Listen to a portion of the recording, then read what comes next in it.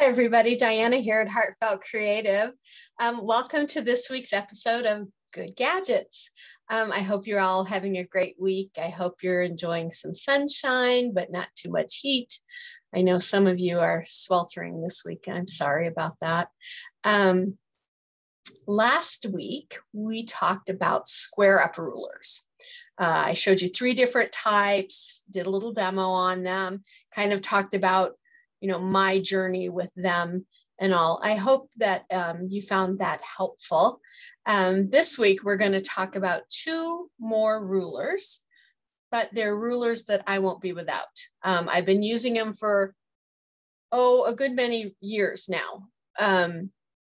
Well, the one only maybe the last 4 years because I didn't know it existed. And the other one I've been using a lot longer, but they have helped to make my cutting more precise. And I just won't be without them for my quilting and my piecing anymore. So yes, I'm wearing my sweatshirt again. I have been dressed up all day, working, doing other videos and stuff. So I went to throw this on because I needed some relaxation time.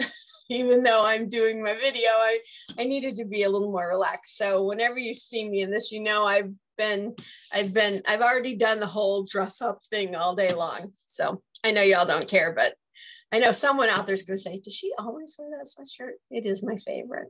What can I say? We all have our favorites. Excuse me just a second. One other thing I wanted to tell you about that I've done now here on YouTube. I have taken my 3 video series, the Quilt Library, which used to be Patches and Pieces, Sew and Common Sunday, and this one, Good Gadgets, and I've created a playlist for each one of them. So if you click on the playlist tab, you'll see them, and you'll see the one for Good Gadgets, and all the Good Gadgets videos I've done are in there now. So kind of like a one-stop shopping kind of thing. So I hope you find that helpful. All right, so this week, I want to talk about the Creative Grids Simple 7/8 ruler. Oh my gosh, I love this. And the Quilter Select 6" by 12" 6" by 12" ruler. First of all, let me do the disclaimer. I'm not being supported or asked to support or paid to support either of these products. They're products that, I was introduced to either through my quilt shop or through a friend, or, I kind of found them on my own, and I love them. That's all. So first, let me talk about the Quilter Select. There's a good many reasons I like this ruler. One of them, see how it's yellowish or frosted looking? This really helps, and I'll show you when I turn the camera over, from it's kind of acts as a non-slip surface, which really makes it nice. The thing I hate the most when I'm cutting out my quilt blocks, and I bet you do too, is you've got everything lined up, you've got your rotary cutter and you're ready, and your hand goes, you cough a little bit, and the whole thing slides and readjusts, and then you got to do it all over. It's aggravating, isn't it? It happens to us all, but it's aggravating when that happens. And that's why I love Quilter Select, because with the surface they put on the back, you don't get that hardly at all, if any. And having a 6" by 12" ruler in your quilting toolkit, I just find super duper helpful, because you've got your bigger ones that you use to cut down your yardage to make the pieces more manageable. And once they get more manageable, I find that this size is basically all I need. So we're going to talk about that one. And then on the Creative Grids Simple 7/8 ruler, just to touch on the idea of non-skid again, they have these, you see these little kind of frosted dots on here? It's like it's been etched into the plastic. Okay, so they're all over here. And again, that keeps everything from sliding around. The other thing I like about Creative Grids, see the little QR code there? Excuse me, I'm gonna sneeze. Excuse me.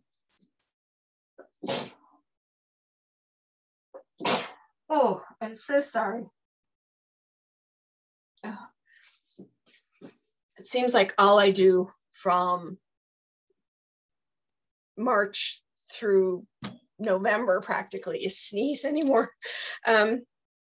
We live in the country, and so we have a lot of cornfields and bean fields, and there's always dust and stuff up in the air, and it, you know, as when you open your doors, everything gets in and all.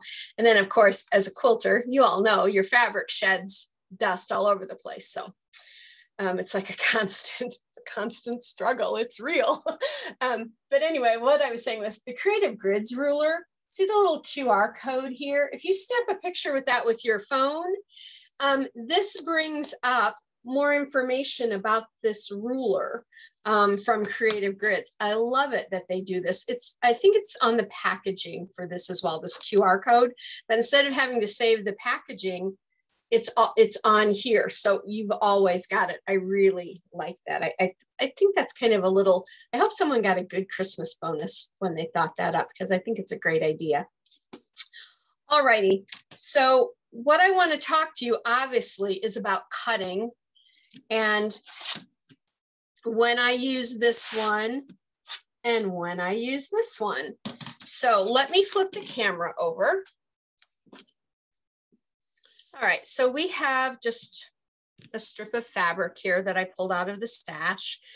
And the first thing I always like to do is make sure that I'm good. I've got a good straight edge. Now I'm left-handed, so I always start on the left side and then flip it around. You'll see that. If you're right-handed, you're probably going to do your lineup and your cleanup cut on the right side and then flip it around. But so it doesn't make a difference. But that's why if this doesn't look like it's going in the right direction for you, could be because I'm left-handed. Alrighty, so what I like to make sure and do is I like the corner of my fabric to be right in the corner of one of my blocks here, because this is a nice 90-degree angle. So I know that it's going to be nice and straight. And then I want to make sure that this edge runs right along the edge of that yellow line there. I don't want it like this, and I don't want it like this. I want it right on that yellow line. And when I do that, I know I'm squared up here. But now what I want to do is I want to take a look at this edge here, because this is where I'm going to be cutting. And I can tell, and I don't know how well, yeah, I think you can still see it through the camera. Can you see, even though I'm lined up here, nice and 90 degrees, look, this is not a straight edge. You see more of the yellow line here, less of it here, more again here. This is not a completely straight edge. So I want to give myself a little bit of a cleanup cut to make sure and get a really good cut. And for that, I just always use, I have, it's another Quilter Select. It's a 3-inch by 12-inch ruler. This is my absolutely go-to. This is like my desert island ruler. If I couldn't have these others, this one, I mean, I would have to take this one with me. So what I like to do is I like to come in about 1/4 of an inch and do a cleanup cut. Now you could do 1/8 of an inch if you want, but I just find 1/4 of an inch, you know, as quilters, we do everything as 1/4 inches, right? So I'm lining up for my 1/4 inch, and I'm going to give, and you can tell with my ruler down here now that this really is not straight, right? That edge is not straight. So I'm going to give myself a little cleanup cut. Now I've got a nice clean edge. And when I remove it, look how beautifully lined up that is. Okay, so now it's time for me to choose which one of my 2 6 by 12-inch rulers that I'm going to use. Actually, this one isn't quite 12 inches. I think it's technically a 10 7/8 inch. But this one is 12. I think it's probably in length, but it's 10 7/8. Okay, because that one is measured, you know, by 7/8, right?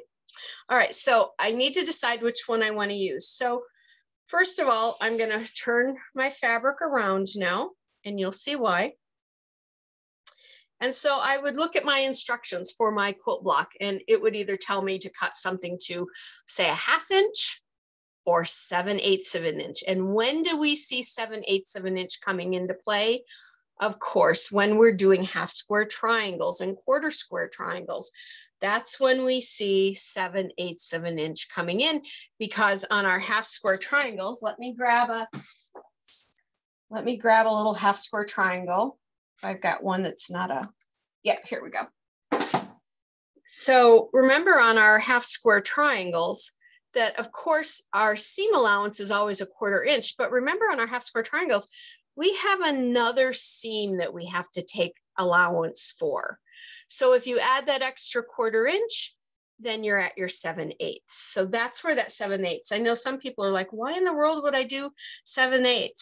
That's why you have to account for that extra seam. Anytime you make a block that has more than just your outer seams, you have to account for those extra seams. Okay, so let's say I want to cut a piece that is 3 7/8. I'm going to turn this so you can see it. You can see that it's 7/8, 1 7/8, 2 7/8, 3 7/8, and 4 7/8 across the top. And then it goes 10 7/8 all the way down to 7/8. There we go, on the bottom. So I'm going to turn it back around now so that I can see it. So this I know is 7/8. And so if I want to cut 3 7/8, right there, there's my mark. I want to, now because I'm lefty, I have to turn mine upside down again.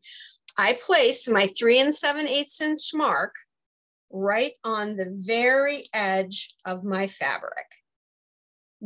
I don't want to see my fabric on this side of the line. I want it to be lined up as precisely as I can make it. There we go. And then once that's lined up, I just make my cut. And I have a piece that is exactly 3 7/8 inches wide. Now let's say if I was just using a regular ruler, what would I have to do for that? I would have to count over 3, and then I have to count over 7 marks, try to get that mark on my line. And every time I go to cut, I have to recount over once I get to that 3 inch mark to count my 7/8. It's doable. We did it for years. There's nothing wrong with just using this ruler to do it. But the incredible, great, wonderful, supercalifragilistic idea of this ruler is that you don't have to do that counting. They've got it marked. It's right here in white. You can see it, 3 7/8. It's wonderful. So let's say I wanted to do 2 7/8. I wanted to do a subcut. There's my 2 7/8. So I bring it in, I would line it up and come in and make my cut. And then let's say I wanted to cut it in the horizontal 2 7/8 to get my square. I come in again, there's my 2 7/8 inch mark.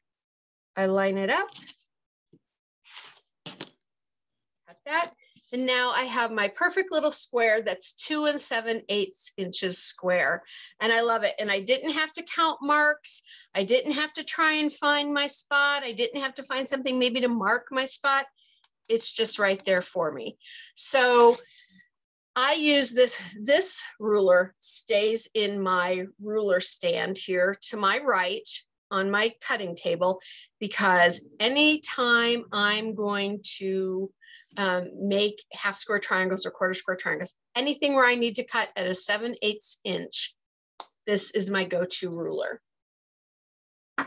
Now, let's bring in our fabric again. Yep, am I still lined up? Now, I'm checking this again because it might be time to do a secondary cleanup cut. As you cut along your fabric, your cutting edge will get off by a tiny bit. The first time it's so minute you don't see it. The second time, maybe not. But by the 3rd or 4th cut, you're probably seeing that you might be like this. You might have a little wibble in your cutting edge. If that's the case, turn your fabric back around, and just like we did at the beginning, line up in your corner at that 90-degree mark and across your bottom and make a nice cut. Now, to be honest, my cut there is still perfectly fine, but if it wasn't, we would do another cut there.